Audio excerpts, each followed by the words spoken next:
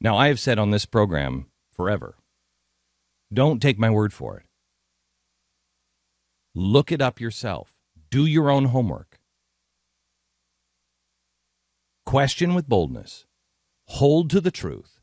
And speak without fear. Those three things are critical. If we hold to those three things, we can heal ourselves, and it's good. Now, during universal health care, we made quite a few statements. And I didn't use the word death panel. Sarah Palin did. But I said it's not a death panel. It is the complete lives system. And it was done by Zeke Emanuel. And what it says is when there is a crisis, and crisis can be a shortage. Actually, I don't say it's crisis, this is shortage. When there is a shortage, this system has to go into place. And that is a shortage of kidneys. That is a shortage of medicine. That is a shortage of doctors. But as Stu pointed out at the time, that is also, Glenn, a shortage of money. If there is a shortage of money, then the complete live system has to go in. And what the complete live system is, it's a bell curve. And the top of the bell is about 30 years old. When you're 15, you start to get money in the healthcare system. If you're an infant, you get, and up to, I think it's 3 years before that bell starts to even start to come up. Under 3 years of age, you don't get any money. Over, I think it's 70, you don't get any money. There's no money in the healthcare system for you. And that bell becomes much more steep as things become tighter, as that shortage becomes worse and worse. That is the truth about the so-called death panels. But the administration hid that truth. And while everybody was having the debate of death panels, I was drawing that on the chalkboard and saying it's the complete lives system. And no one in the media ever addressed the complete lives system. They instead attributed Sarah Palin's death panels to me and said, Glenn Beck believes in death panels. No. I believe in being accurate. I believe in the complete lives system as designed by the administration through Zeke Emanuel. And you will find those panels, if that's what you want to call them, in the stimulus bill, not in the health care bill, because they knew. They build things one step at a time. But what they did is they discredited and destroyed people's lives. It's one thing to have an argument and say, this guy's making it up, this guy's lying. It's another to completely smear people. I mean, if we have a disagreement and we have a different point of view, that's one thing. Another different point of view was, it's not a death panel. You're right. It's a complete live system. That's what you call it. So we have no disagreement. And they smear and destroy. Think of how many people have had their careers, their names, their livelihoods destroyed, and you'll never get it back because they were telling the truth. And who did it? People like Paul Krugman. Paul Krugman is one lying worm. He is one of the biggest economists out there. Everybody has to listen to Paul Krugman. He is a guy who is an amazing liar. And you cannot be as smart as Paul Krugman and not know it. You cannot be this wrong. And we have talked about that off air all the time. Do these people know? I mean, they have to know, right? Because you can't be this wrong.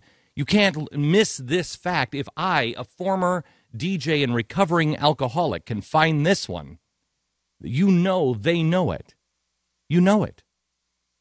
Well, here's audio now of Paul Krugman giving a speech. I believe it's in New York, and it's hidden. It's like a hidden camera. It's just somebody on a cell phone, and they're recording this, and it is leaked. Now, I want you to remember the 47% video that came out of Mitt Romney and what the media did on it. And then I want you to remember, and that was just on, hey, 47% of the nation I can't reach because they're getting handouts. And some point there's a tipping point. And everybody knows that. That's a fact. But remember what a scandal it was. Here I want you to understand and put this audio tape into perspective. Here is a guy who helped discredit and destroy the lives of anybody who said complete live system or death panels.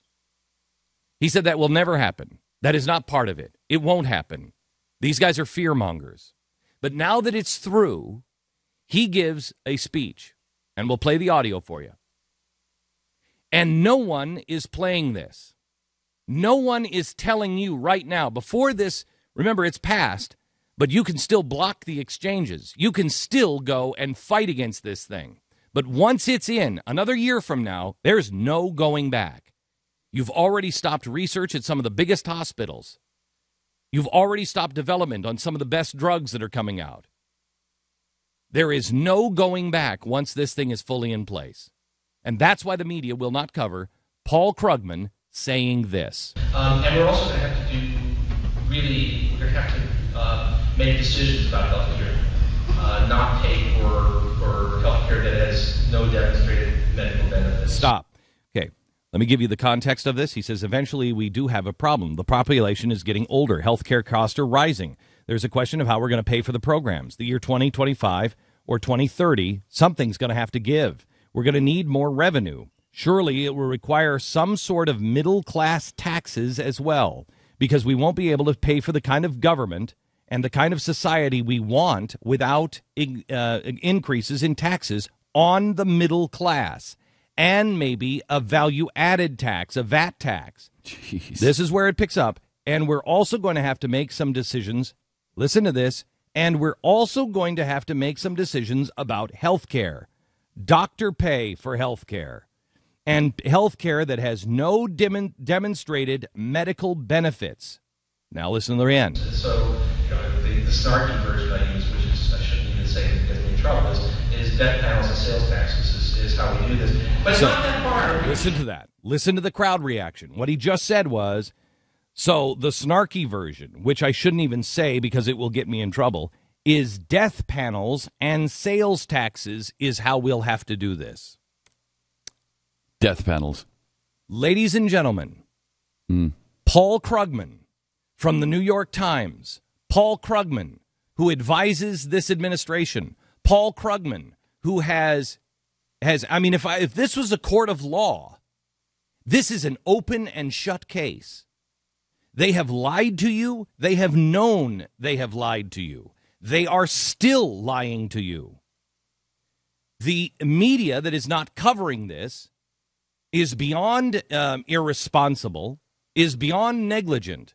They are criminal because they are making you and your neighbors believe something that they know not to be true. This is not something that we sent our hidden cameras in. This is not exclusive video.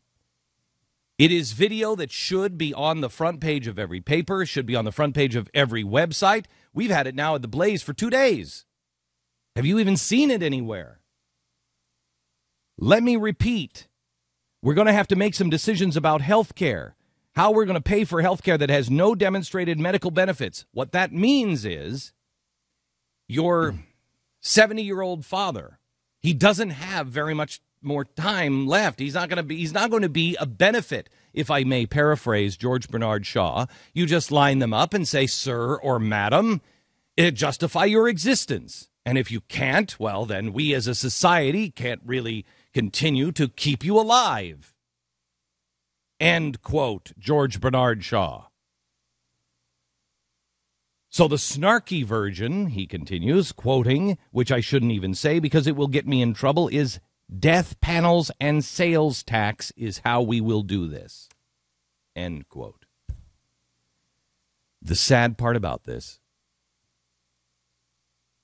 is the reason why he said it. The only thing he's lying about in this paragraph is I shouldn't say this because I know it will get me into trouble. No. They know now, at this point, they can say anything, and it will not get them in trouble. Believe me,